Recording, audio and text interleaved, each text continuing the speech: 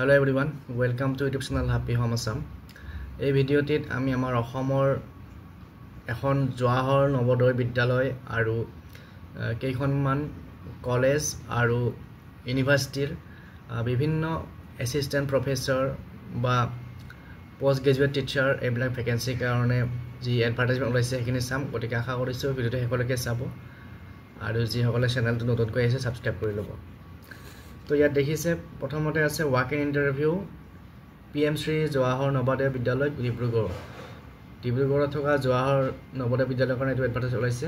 পোষ্টৰ নাম হৈছে PGT physics, number of post এটা, essential qualification MSc physics with BEd আৰু প্ৰিফাৰেন্স বা ডিজায়াৰেবল কোৱালিফিকেশন আছে এক্সপেৰিয়েন্স এজ PGT ফিজিক্স আৰু এক্সপেৰিয়েন্স টিচাৰ প্ৰিফাৰেন্স পাব। ৰেমুনাৰেশন হ'ব 42,250 পাৰ মান্থ আৰু ইন্টাৰভিউ হ'ব PM শ্ৰী স্কুল JNV ডিব্ৰুগড়ত।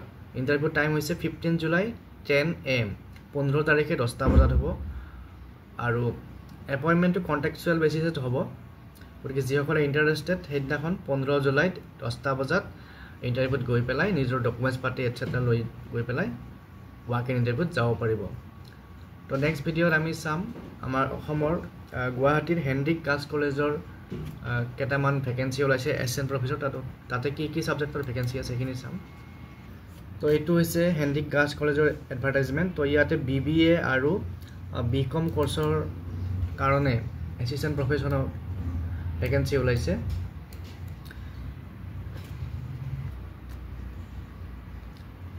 তাৰ পিছত educational qualification as per latest UGC guideline লাগিব। ভেকেন্সি কি আছে চাও। BBA কোৰ্সৰ কাৰণে দুটা ভেকেন্সি আছে আৰু কোৱালিফিকেশন লাগিব MBA master of business administration with specialisation in marketing মেনেজমেন্টত MBA কৰা হ'ব লাগিব আৰু দোজ হু কমপ্লিটেড ইয়াৰ bachelor degree in commerce will be given preference. যিসকলে BCom কৰিছে তেওঁলোকে প্ৰিফাৰেন্স পাব আৰু ইয়াতে এটা পোষ্ট আছে। তাৰ পিছত MBA in human resource management এটা ভেকেন্সি আছে আৰু যিসকলৰ BCom ডিগ্ৰীটো আছে তেওঁলোকে প্ৰিফাৰেন্স পাব আৰু ইয়াতো এটা পোষ্ট আছে। তাৰ পিছত BCom কোৰ্সৰ কাৰণে দুটা ভেকেন্সি আছে। Qualification MCom in accountancy and finance আৰু যিসকলৰ ডিগ্ৰী লেভেলত একাউন্টেন্সি মেজৰ আছিল তেওঁলোকে প্ৰিফাৰেন্স পাব, ভেকেন্সি এটা।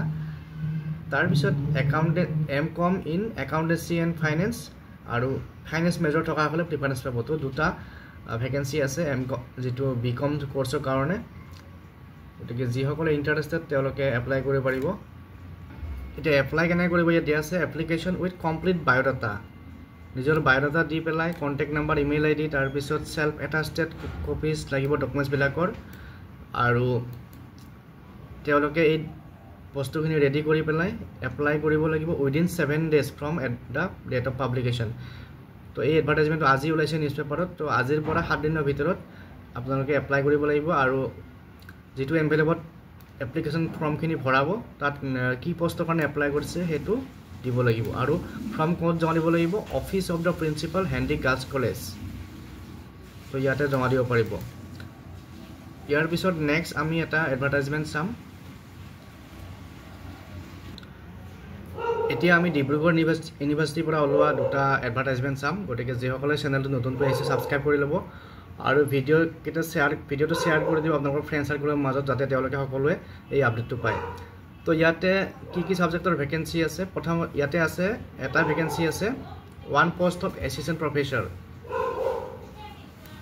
At centre for studies of applied psychology যেটো সেন্টাৰ আছে তাতে এটা ভেকেন্সি আছে এসিস্ট্যান্ট প্ৰফেসৰ কাৰণে আৰু ইয়াৰ কাৰণে ওয়াক ইন ইন্টাৰভিউ হ'ব অহাকালি অৰ্থাৎ 11 জুলাইত 11টা বজাত ফ্ৰাইডে 11টা বজাত আৰু ইলিজিবিলিটি লাগিব MA নাইবা MSc in psychology or applied psychology আৰু মিনিমাম 55% থাকিব লাগিব ফৰ জেনাৰেল কেটেগৰী লগত নেট স্লেট আৰু যিসকলৰ OBC SC বা PWD ST এইবিলাক আছে তেওঁলোকে 50% পালে হ'ব কিন্তু নেট স্লেট লাগিব আৰু স্পেশালাইজেশন ওপেন ডিজায়াৰেবল যিসকলৰ MPhil PhD আছে তেওঁলোকৰ প্ৰিফাৰেন্স আছে আৰু স্যালাৰি হ'ব 30,000 পাৰ মান্থ কনসলিডেটেড আৰু যিসকলে ইন্টাৰভিউত যাব তেওঁলোকে 500 টকা ৰেজিষ্ট্ৰেশ্যন ফিজ দিব লাগিব গতিকে যিসকলে ইণ্টাৰেষ্টেড তেওঁলোকে অহাকালি 11 জুলাইত